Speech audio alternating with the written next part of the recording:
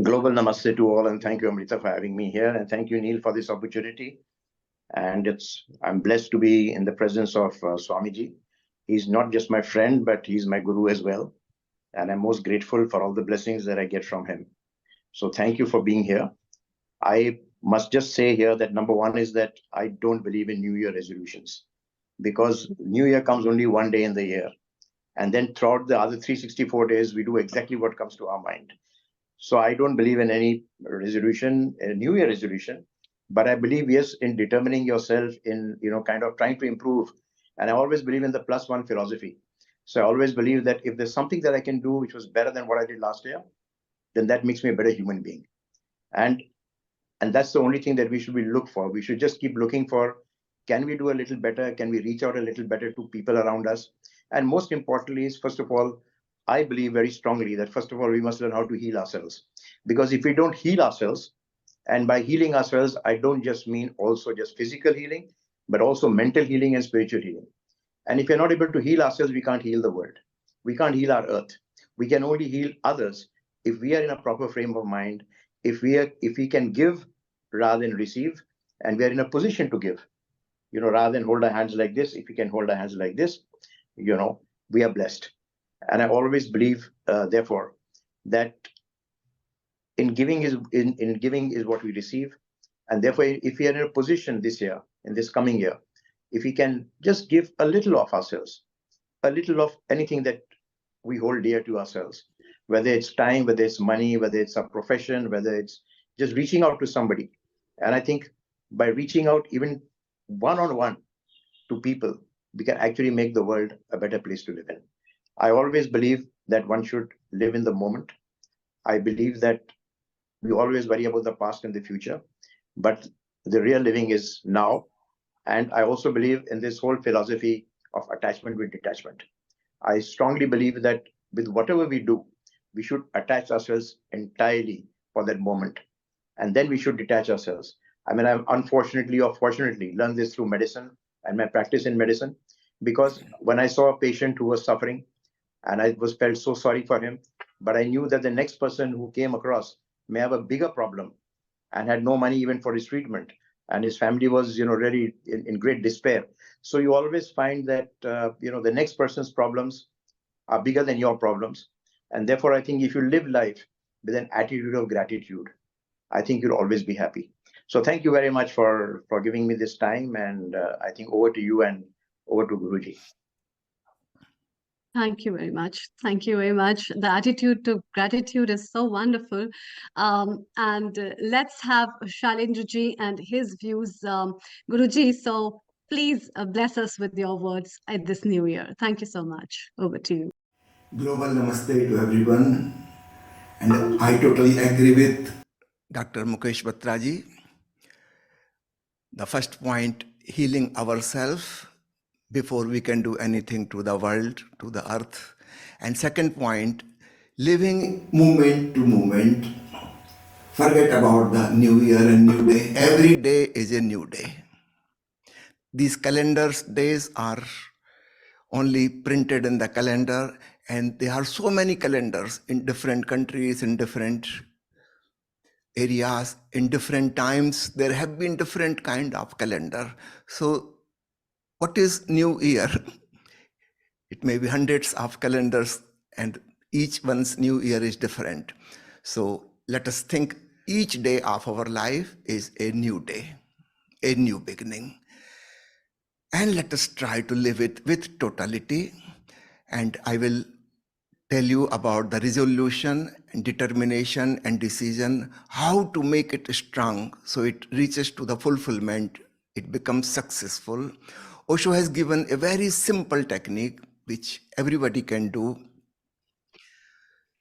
and that is to take deep inhalation, feel the expansion of chest and belly, then exhale out with open mouth forcibly. Exhale out completely and then hold your breath as long as you can, maybe 15, 20, 25 seconds, whatever you can do.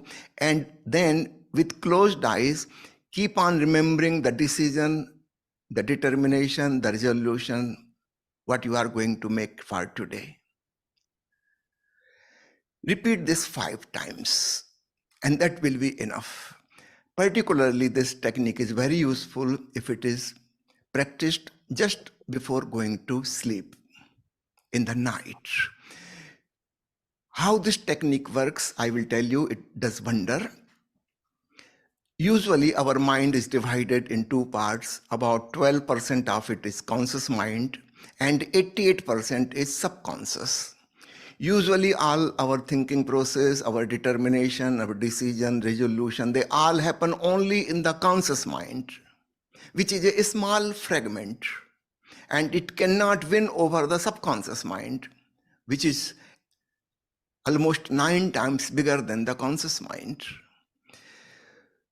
If we can spread the message of our decision to the whole mind, then we will be successful whatever we are trying to do.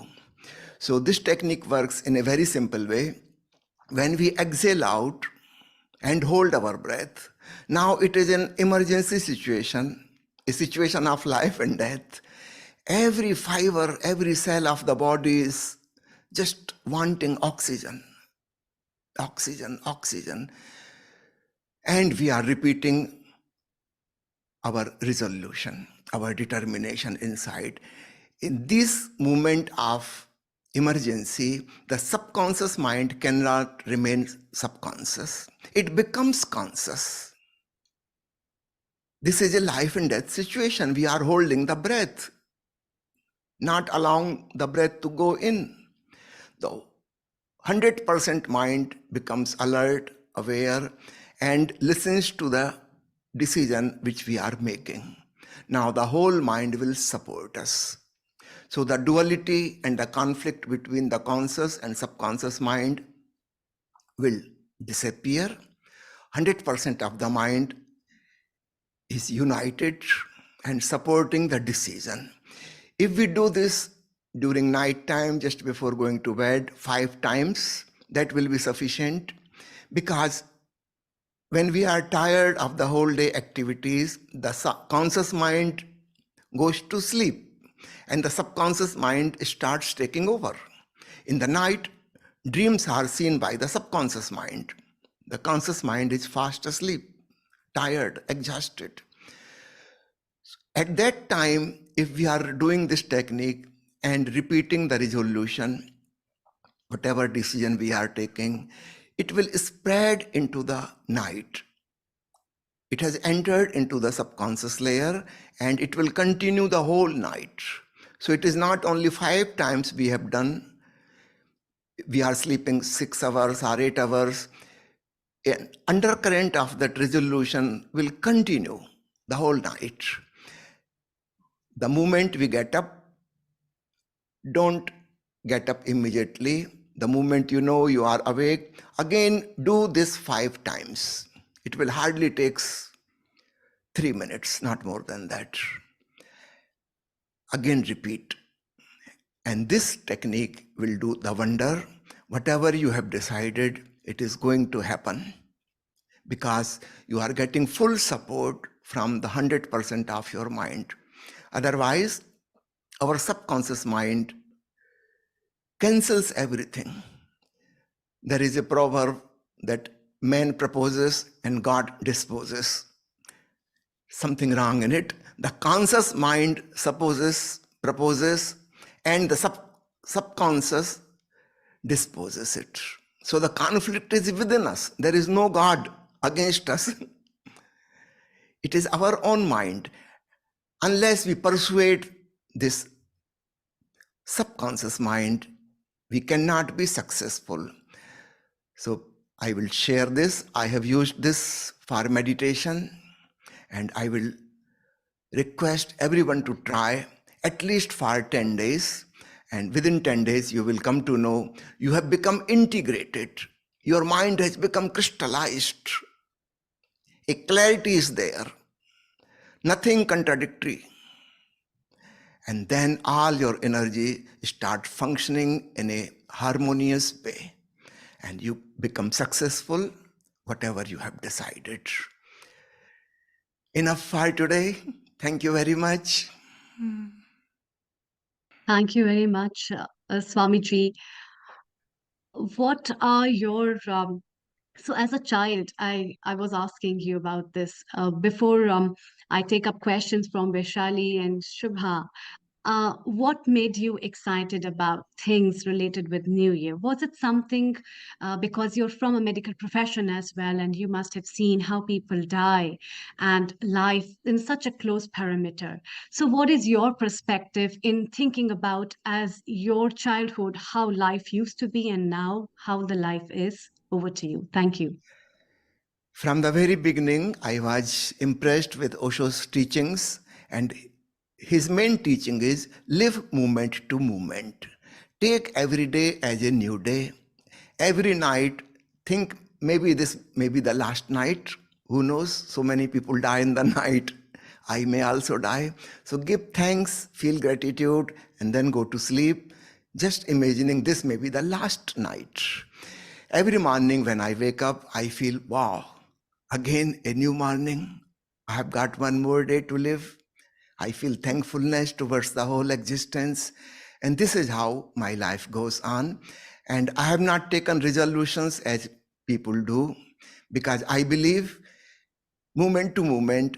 So I don't know what is going to happen tomorrow, what will be the situation. In that situation, I will decide with my intelligence whatever the best I can do.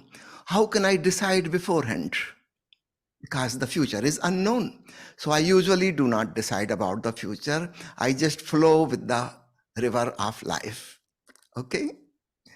Wonderful. Thank you. Thank you so much, Swamiji. So Vishali has a question for you. Please. Vishali, please ask, and then we move to Shubha. Over to you. Thank you. Sure. Global Namaste, Swamiji. Namaskar, Swamiji. Thank you, Amrita. And first of all, thank you so much, Swamiji, for sharing about subconscious mind and how our conscious mind and these two minds are working. And my question is, I would say that most of the people, when we talk about conscious mind and subconscious mind, and so how would we make someone aware about their own thoughts? Because I feel that it all starts with the awareness, because so many times people are not even aware of their own state of mind. So my question is, how would we make ourselves or others aware about their own state of mind in order to go beyond, in order to go further, and to analyze or evaluate our own thought process? Because nobody has seen the mind. Mind is not something that it's like, have we seen God? We can't draw God, right? So it's like a mind. So would you please put some light on this, Swamiji? Thank you very much. Over to you. Very important question. It is difficult to observe the thinking process because it is very subtle. It is not an objective reality. As we see things outside, the mental world is abstract. It is more like air, not something solid. So we cannot start from there. If we want to practice awareness, we have to start from the gross world, from the outside world, particularly our physical existence, movements of the body, eating, drinking, taking shower, changing clothes, walking, whatever you are doing with your physical body, try to become aware of it. Be a watcher, as if you are watching from a distance. The body is someone else and you are watching. Within 2 or 3 months, you will be able to manage this. Then the next step comes. Now you can start watching the mental world, the mind. We are, as a human being, a psychosomatic complex. The outside is body, the inside is mind. Outside is gross, the inside is very subtle. So we have started from the gross, now we can enter into the subtle world. Start watching the thought process. And remember, thoughts are not yours. This feeling will make you detached from the thinking process. If I think these are my thoughts, then I'm attached to them, I'm identified with them, then I cannot watch them Yeah. as a witness. A witness has not to be attached with whatever is happening. The witness has to be at a distance. Just imagine if you are looking at the mirror and your eyes and eyebrows are touching the mirror, your nose is touching the mirror, you won't be able to see your face in the mirror. There has to be little distance. Only then you will be able to watch the face. Similarly, our identification with the thinking process, that these are my thoughts, these are my imaginations, my memories, my ambitions, whatever, if it is my, then I am too much close to it, attached. I cannot watch it. I have to have a distance, and for that, I have to remember these are not mine. When I was born, I didn't know any language. I knew no words. Everything is given by others, by parents, from family, from the school, from the teachers, from the books, or WhatsApp, or internet, or Google, whatever. I have gathered things from outside, and those things are moving inside. These are not mine. This feeling that thoughts are not mine makes you a distant watcher. Now you can watch the thinking process. And as you start watching, thoughts start becoming less and less and less. Finally, there comes a state of thoughtless awareness. That's what we called going beyond the mind. This awareness, this witnessing consciousness has nothing to do with body, nothing to do with the mind. This is beyond all. This is pure awareness. So please remember, start watching, start becoming aware from the physical, then enter into the mental world. After a few months, you will be able to watch the inner spiritual world. So these are the three layers: physical, mental, and spiritual. Finally, we reach to the spiritual, where only pure awareness is there. No thinking, no emotion, no feeling, nothing. Okay. Thank you so much, Swamiji. Thank you very much for such a wonderful explanation about three bodies and like you said, mental and spiritual and physical world. Thank you so much. Namaskar. Thank you. Over to you, Amrita ji. Thank you. Um, thank you, Vaishali ji. Shubha ji, what question do you have for our Swamiji? Thank you. Namaste, Swamiji. Namaste. It's an absolute pleasure to be in conversation with you, because I've been a big reader of Osho, and it seems like this is my first time in this particular group, and I get to meet you, and I think it's one of the most fortunate thing. Thank you very much. My question is, this last 10 years, a decade, there's been so much of changes happening at an extraordinary speed and velocity. And people have not been able to kind of, get hold of what is happening around them. So because we have been slightly into spirituality, understanding and teaching and imparting, so we could handle it to a little extent. But we could see people around us crumbling down. And now, as things are getting back to normal, how do we bring back faith in people? Because usually what happens is people come to wellness, I mean, the alternate healing and spirituality, only when they are in a very, very disappointed state. That's the only time. And at that time, even when you say something, they are not able to sometimes, take in the information, and sometimes it becomes a waste. So how do we recreate the old faith in spirituality, in teachings? Because people don't read anymore. They're only listening to 1,000 things at the same time, and they're confused. So how do we recreate faith in people in the original, very simple language of spirituality? Very nice question, very important. All these phases of crisis give us a challenge, and we have to find and discover something new, how to handle with it. So let us take it as a challenge. Now, the old kind of religions are not going to be useful in the future. This much is very much certain. The prayers and the God in the sky, the Creator, all those philosophical ideas have become out of date. In a way, these critical situations have proved it that our past, particularly about the spirituality and religion, is not of any use. We have to find something new. And that's what Osho has given us in very, very simple words. Only two things: awareness and lovingness. If we can practice these, there is no need of God, no need of heaven and hell, no need of any holy scriptures. Try to be more aware, more conscious in day-to-day activity, and be more loving. That's all spirituality teaches us. So no philosophical ideas are of any use. Old religions have failed.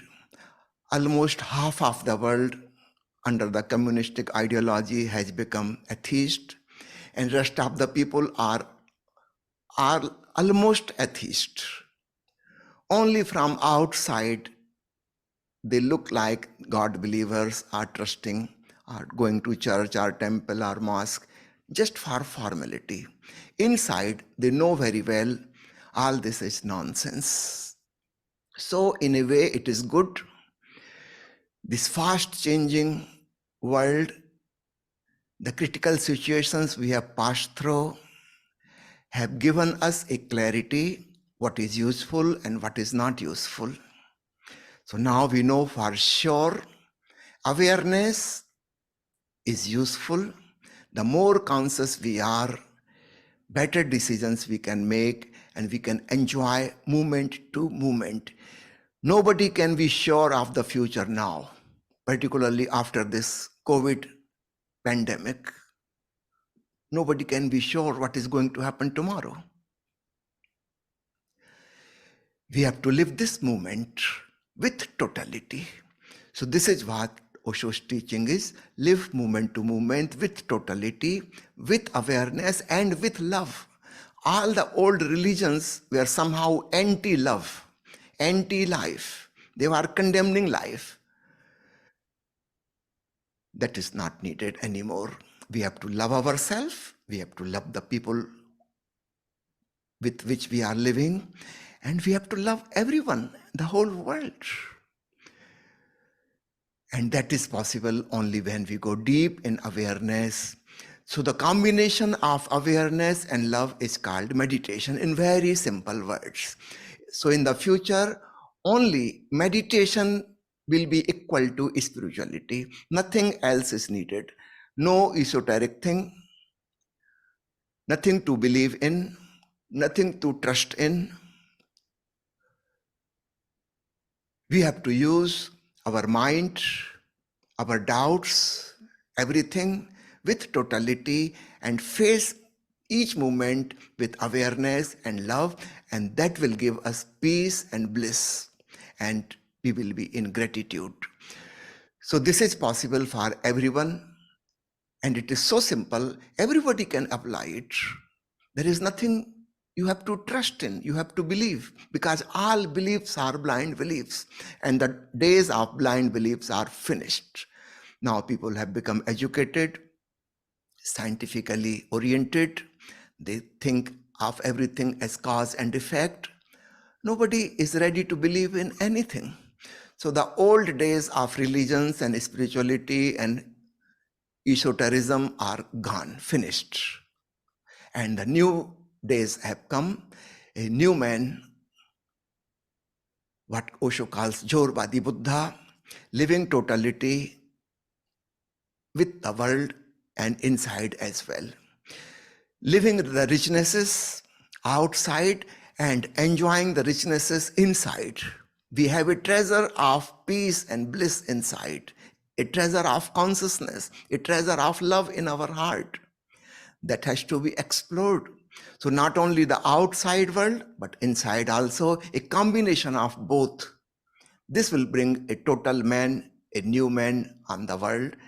Osho calls it Jorvadi Buddha. Thank you very much. Thank you very much, Swamiji. This is really wonderful. And Batraji, what question do you have for Swamiji? Over to Well, I you. know Thank you.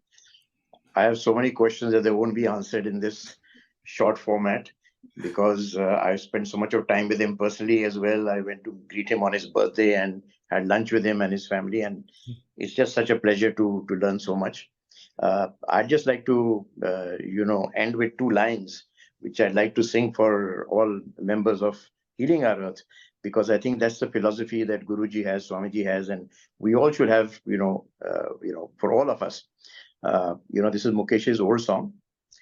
किसी की मुस्कुराहटों पे हो निसार, किसी का दर्द मिल सके तो ले उधार, किसी के वास्ते हो तेरे दिल में प्यार, जीना इसी का नाम है, जीना इसी का नाम है, जीना इसी का नाम है. So if each one loves one, we will have a far happier world.